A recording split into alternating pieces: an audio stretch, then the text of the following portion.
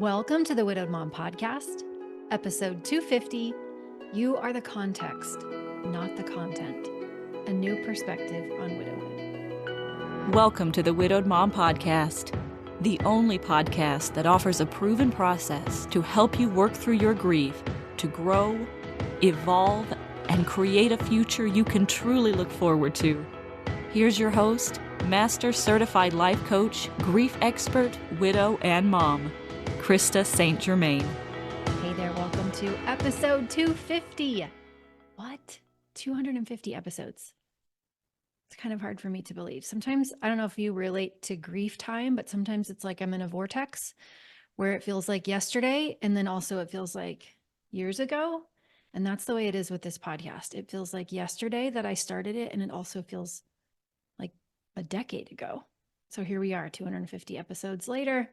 I'm glad you're here. All right, this episode is going to be kind of short, but I hope really powerful for you. I hope it's one that you'll let kind of break your brain and then come back to it again. And what inspired this episode was something I heard. I'm audibling, not actually reading, but audibling, which counts, right? I'm audibling a book called 10X is Easier Than 2X by Dan Sullivan and Ben Hardy. I love Dan Sullivan, and he has Ben Hardy writing a lot of his books these days. So I was reading this book primarily, because I own a business. And they said in the book, you are the context, not the content. And it was one of those moments where I was like, oh, yes, that's it. That's exactly what I've been saying. And they said it in a way that was so eloquent and surprisingly simple. You are the context, not the content. So I want to tell you what that means, what I think it means. And I want to offer you a way to put it into practice as you're listening to this podcast episode, and hopefully sell you on the idea that this can change your life. This idea that you are the context and not the content can be what lets you change your whole life going forward. Okay, so here's what I mean. When we're talking about content, what we're talking about is our thoughts, our feelings, the actions we take, right? What's going on inside of us. That is the content that we experience. But we aren't those things, right? We are not our thoughts. We are not our feelings. We aren't even the actions we take. We are the awareness behind them. We are the consciousness that experiences them. We are the context for those things to happen. Why does this matter? This matters, especially in grief and in life post-loss. This matters because so much of what we are experiencing, we are so in it. We see it as the only truth. We see it as truth. We are so fused with the content of our experience, the intense emotions, the roller coaster, all the thoughts about what has happened and what's now possible for us or what isn't possible for us. We're all experiencing it so much and so intensely that it doesn't feel like there's anything else. So we get super tied to the content of what's happening without realizing we aren't the content. We're simply the context. We are the being who those things happen to. We are not the actual thoughts themselves. We are the ones who get to experience the thoughts, who get to witness the thoughts, who get to choose the thoughts, okay? And I know this sounds a little bit nebulous, woo-woo maybe, but I want you to stick with me, because if we can adopt this understanding and really apply it, that we are simply the context and not the content of what happens, we will feel more powerful. We will have more choices available to us. We will take those intense moments with a grain of salt, because we realize that we are more than the moments. We are more than how we feel. We are more than what we think. You may have heard me say this before, but I love the Pema Chodron quote where Pema said, "You are the sky and everything else is just the weather." And that's what I'm talking about. At your core, you are whole and complete and unharmed by the storms of life. You are the one who the storms happen in. And also, you are the one who gets to choose what she thinks about the storms that are happening. You are the one who gets to choose to think about what she thinks about. You are the one who gets to choose what she thinks about what she feels. Are you following me? And we don't have to be so attached to any of it because it's all temporary, it's all transitory. And just because it shows up in the context of our experience does not mean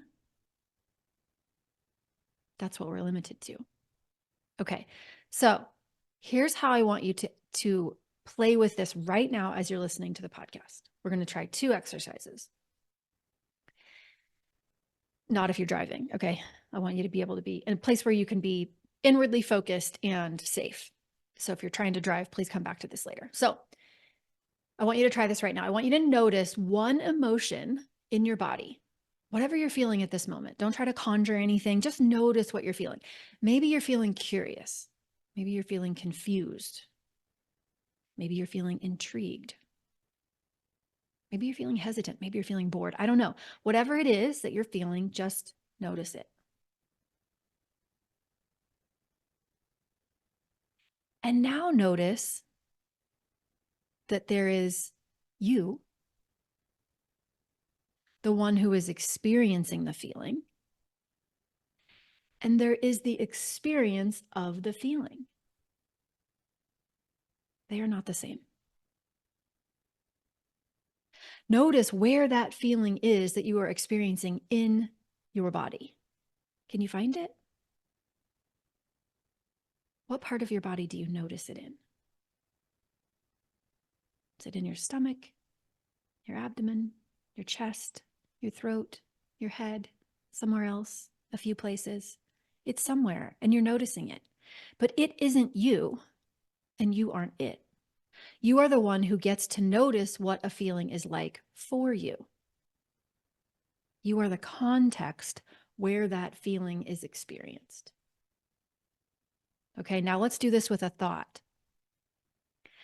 I want you to go with me. I know this sounds funny. I want you to think the thought, I can't raise my right hand. And now, as you are thinking the thought, I can't raise my right hand, I want you to raise your right hand. You can do it, right? Just because the thought appeared, I can't raise my right hand, didn't make it true, did it? You are the context where thoughts appear. But just because thoughts appear doesn't mean they are true. And I wonder, where else in life are you experiencing a thought and you're so fused to that thought, it feels so true to you that you aren't even contemplating that it might not be true, that other ways of thinking are available to you.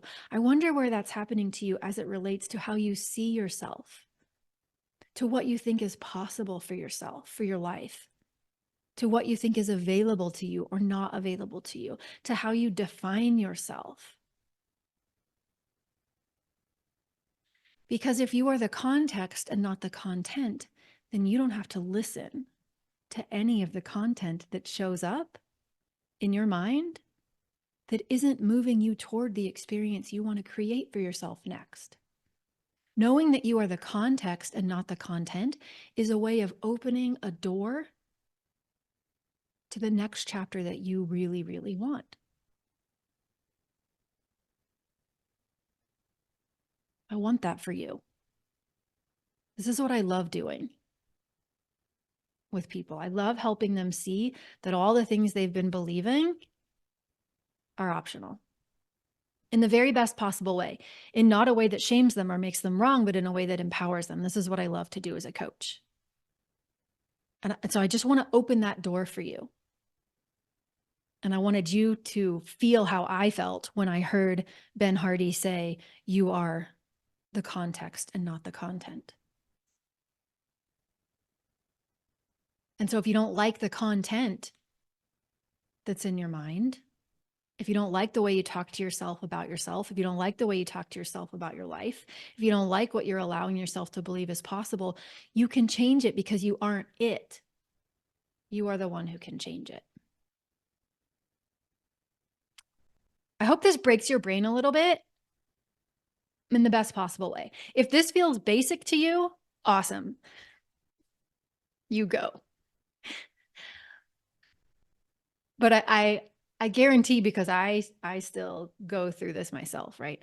There are many, many things in my mind still that I just accept as true because it's hard to see, because it's in my mind, that just because it's there and my brain has found a lot of evidence for it doesn't mean it's the only way of seeing myself or my life.